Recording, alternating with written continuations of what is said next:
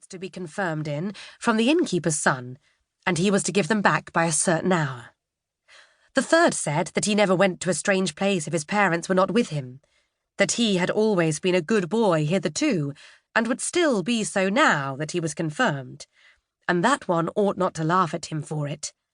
The others, however, did make fun of him, after all. There were 3, therefore, that did not go. The others hastened on. The sun shone, the birds sang, and the children sang too, and each held the other by the hand. For as yet they had none of them any high office, and were all of equal rank in the eye of God. But 2 of the youngest soon grew tired, and both returned to town. 2 little girls sat down and twined garlands, so they did not go either.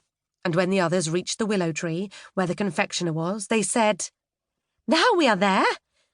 In reality, the bell does not exist. It is only a fancy that people have taken into their heads.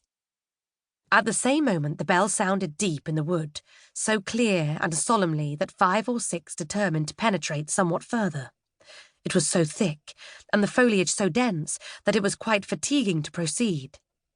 Woodroof and anemones grew almost too high. Blooming convolvuluses and blackberry bushes hung in long garlands from tree to tree, where the nightingales sang and the sunbeams were playing. It was very beautiful, but it was no place for girls to go. Their clothes would get so torn. Large blocks of stone lay there, overgrown with moss of every colour. The fresh spring bubbled forth and made a strange gurgling sound. "That surely cannot be the bell," said one of the children, lying down and listening. "This must be looked to." So he remained and let the others go on without him. They afterwards came to a little house made of branches and the bark of trees.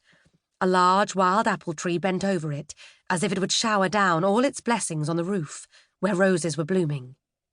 The long stems twined round the gable on which there hung a small bell. Was it that which people had heard? Yes, everybody was unanimous on the subject except one, who said that the bell was too small and too fine to be heard at so great a distance, and besides it was very different tones to those that could move a human heart in such a manner. It was a king's son who spoke, whereon the others said, "Such people always want to be wiser than everybody else." They now let him go on alone, and as he went, his breast was filled more and more with the forest solitude. But he still heard the little bell with which the others were so satisfied, and now and then, when the wind blew, he could also hear the people singing who were sitting at tea where the confectioner had his tent. But the deep sound of the bell rose louder. It was almost as if an organ were accompanying it, and the tones came from the left hand, the side where the heart is placed.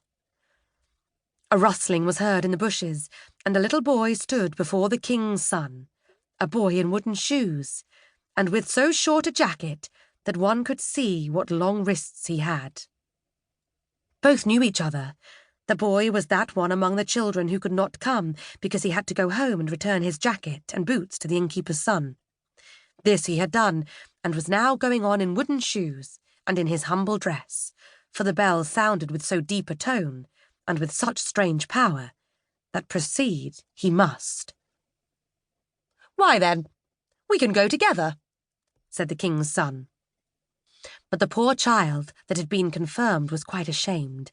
He looked at his wooden shoes, pulled at the short sleeves of his jacket, and said that he was afraid he could not walk so fast.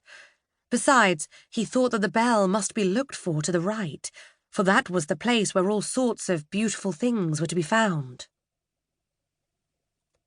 "But there we shall not meet," said the king's son, nodding at the same time to the poor boy, who went into the darkest, thickest part of the wood, where thorns tore his humble dress, and scratched his face, and hands, and feet till they bled.